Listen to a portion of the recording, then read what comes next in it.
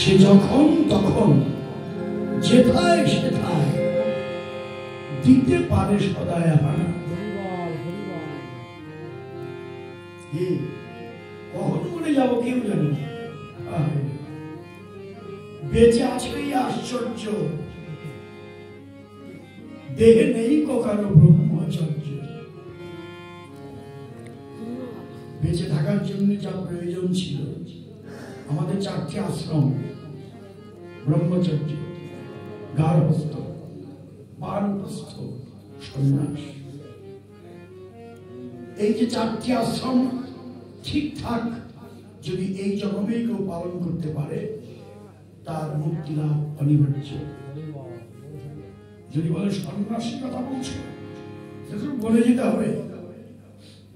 তাই কি যেতে হবে? সংসারী জীবনে কি বনে চলে যেতে হবে সন্ন্যাস নিতে? কখনো না।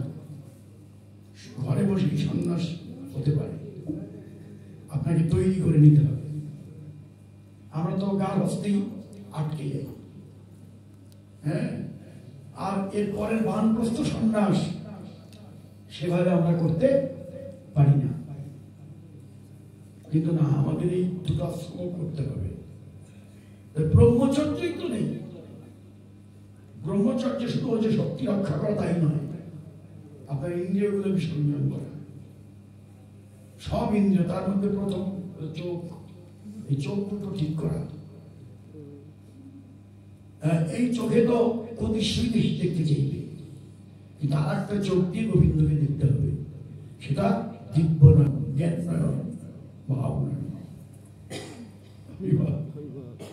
সব ইন্দ্রিয়গুলো যদি আমি সংযত করতে পারি, তাহলে না আমার ব্রহ্মচর্য পালন হলো।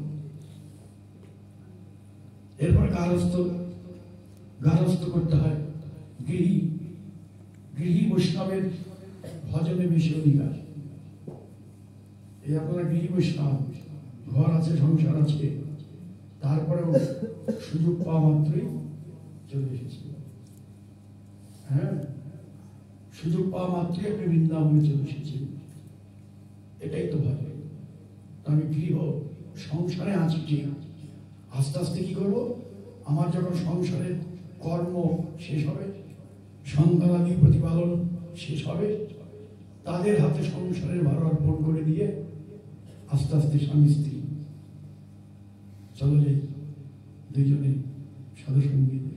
বাবা, এই আরম্ভ হয়ে গেল, বানপ্রস্থ আরম্ভ হয়ে গেল।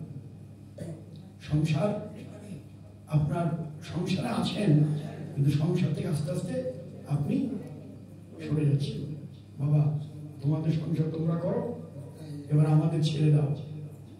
কিন্তু আমরা তা করি না তো। ওরে নাতি নাতি ওই নিয়ে আরো জড়াই থাকে। হ্যাঁ, শাশুড়ির সাথে বৌমার ঝগড়া লেগে যায়। হ্যাঁ, আর নিজের ছেলে সেই তো ভালো বুঝবে, তোমার আবার এত দরকার নাকি? তার সম্মান কিভাবে পালন করবে সেই জানে। কিন্তু ওই মা খেতে দিল না, ওই শাশুড়ি তার তো নাতি, তার সহ্য হয় না। তোমার কত দরদ, তোমার ওই দরদের দরকার নেই, তোমার এখন কৃষ্ণ নামে চলে যাওয়ার কথা। ওরা যা করে করুক, ওদের সংসার করে করুক। আমি তো সারা জীবনে সংসার করলাম, এবার ওদের দিকে তাকাবোই না, ওরা যা করে করুক। এরকমও দেখেছি, মাকে দরকার, ছেলেরা মেয়েরা ছোট, মা না হলে দেখবে কি? হ্যাঁ, যখন মা অসুস্থ হয়ে গেল, মার আর দরকার নেই, মাকে পাঠিয়ে ফেলে দাও, তুমি অন্য জায়গায় যাও। এইরকমও আমাদের বাবা সত্য স্বার্থ পুড়িয়ে গেলে, আর মাই কি বাবাই কি কেউ আর কোনো কাজে লাগে না। হ্যাঁ, তখন বোঝা মনে হয় কেন আমি ওটা করতে যাব। আমার কাজটা আমার পরপারের সঙ্গে, আমি একটু ভজন করবো। হ্যাঁ, বাবারে তোরা তোদের সংসার কর, আমাদের ছেলে আমাদের আত্মীয় না, আমরা এই বানপ্রস্থ চলবে।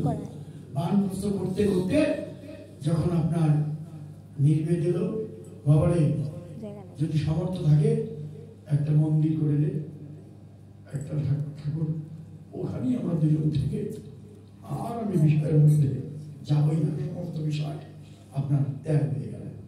এই যে আপনি সামনে আসেন এবং এখান থেকে আপনি গোবিন্দের শ্রীচরণ লাভ করতে পারেন। আমি দুইটা জামগা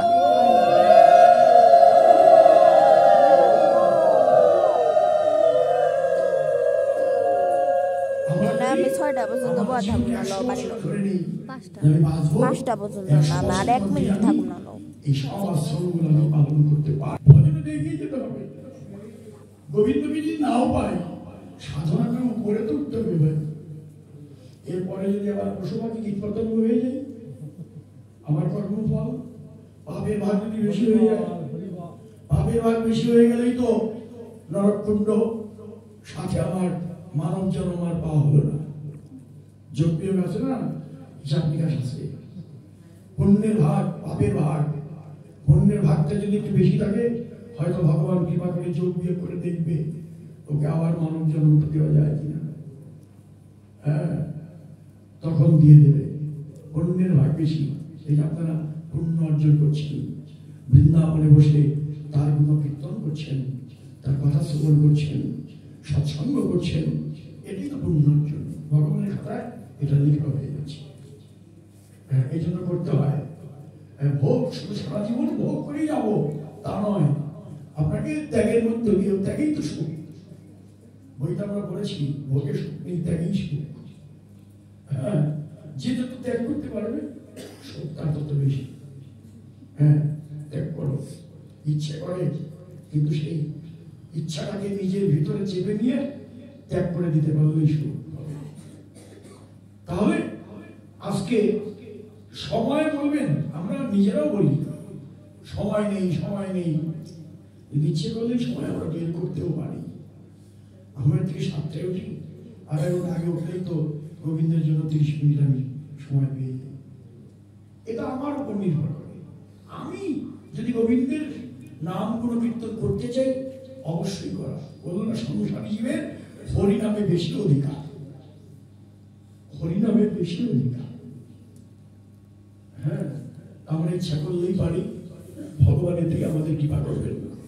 তা আপনারা সংসারী, আপনারা হরিনাম শুনছেন, ভজন করছেন, এই জন্যই আপনারা প্রতিটি পর্ব পালন করুন, গোবিন্দের শ্রীচরণ লাভ করুন। আমি আপনাদের মতো ভক্তের চরণ তুমি আমার মাথায় নিয়ে